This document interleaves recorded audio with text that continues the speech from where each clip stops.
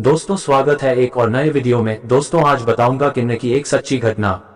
जिस घर में नेहा और आकाश के होने वाले बच्चे की तैयारी में घर भर में खुशियां मनाई जा रही थी, तैयारियां हो रही थी, हर एक सदस्य इस नए मेहमान के आने का इंतजार बेसब्री से कर रहा था। तो आज बच्चा होने पर ऐसा क्या हुआ कि घर भर में उदासी छा गई। हर एक सदस्य आपस में मुंह छिपा रहा था, भगवान से शिकायत कर रहा था कि हमारे साथ ही ऐसा क्यों।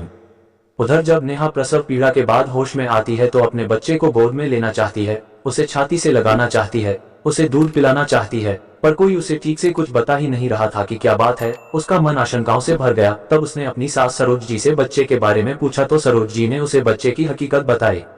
एक बार को तो नेहा को भी धक्का लगा, पर कुछ ही समय में अपने को संभालती हुई बोली, नहीं माँ, बच्चा तो हमारा ही है, चाहे जो हो मैं उसका पालन पोषण करूंगी। मेरे दूध पर उसका उतना ही हक है जितना गाय के दूध पर उसके नवजन्मे बच्चे का।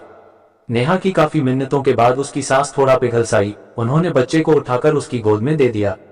बच्चे का मासूम चेहरा देखकर नेहा की ममता तड़प उठी। उसने बच्चे को ढेर सारा प्यार किया और दूध पिलाने ही वाली थी कि किन्न समाज के लोग बच्चे को लेने आ गए और जबरदस्ती बच्चा अपने साथ ले जाने लगे।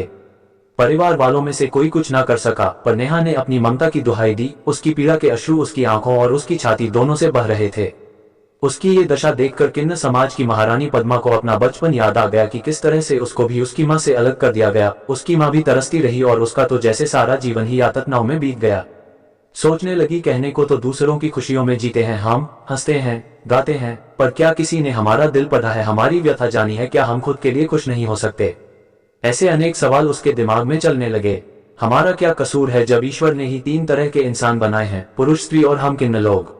माना थोड़ा समय लगेगा हमें अपना स्थान पाने में, पर शुरुआत तो करनी ही होगी। और अब तो सरकार ने भी हर जगह हमारी मान्यता थर्ड जेंडर के रूप में दे ही दी है, तो क्यों हम इस व्यवस्था को नहीं बदलते और कब तक नहीं बदलेंगे।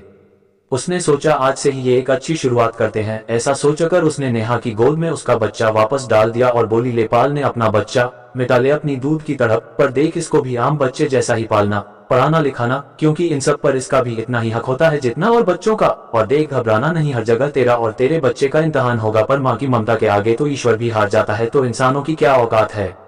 इतना कहकर पद्मा ने कुछ लेने के बजाय अपने पास से ही कुछ रुपए बच्चे पर न्योछावर कर दिए और जोर जोर से नाचना और गाना शुरू कर दिया और सभी को बच्चे की जन्म की बधाई दी। नेहा भी बहुत खुश थी और उसने अपने आप से प्रण किया कि वो अपने बच्चे को सामान्य बच्चा जैसा ही पालेगी।